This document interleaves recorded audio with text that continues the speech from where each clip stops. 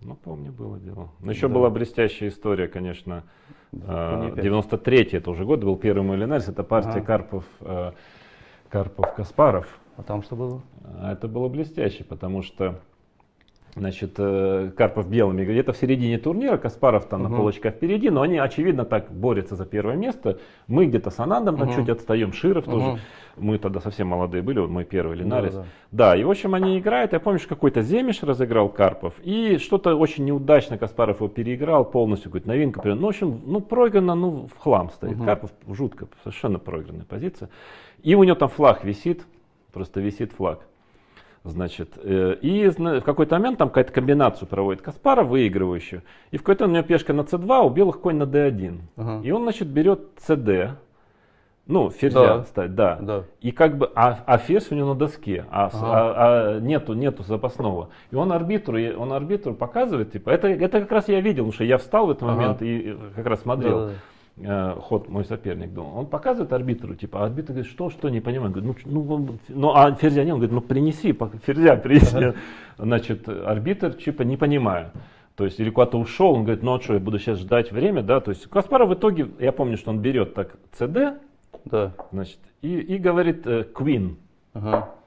Значит, queen. Как бы, ну, пешку ставит. Но вообще-то это неправильно по правилам. Но как бы он не виноват, арбитр. Значит, а у белых, король на e1 стоит, и строго единственный ход, король b1 по правилам. Больше нет по правилам даже хода. Значит, Антон Евгеньевич задумывается, сидит, думает. У него там флаг уже подвисает, значит, да, Каспаров сидит, но по правилам другого хода нет. И значит, у него там условно конь где-то стоит, и какой-то ход делает, там конь f5 прижимает. Что происходит? Говорит, что ж, Антон, так это же конь, вы сказали конь. Говорит, как? Ну, это бред, помню, как коня ставить, это полный абсурд. Он говорит, да не, я сказал квин. Говорит, мне послышалось конь. Значит, а причем ход все равно абсолютно проигранный, не имеет никакого значения, все равно совершенно проигранная позиция, даже если конь.